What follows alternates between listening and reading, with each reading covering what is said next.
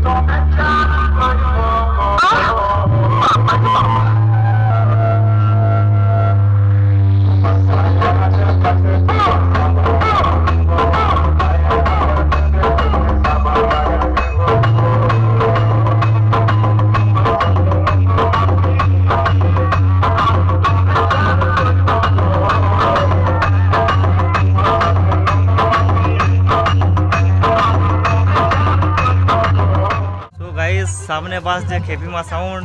কেমন বাজছে কমেন্ট করে জানাবে। গিয়ে দেখা হচ্ছে বক্সের কাছে।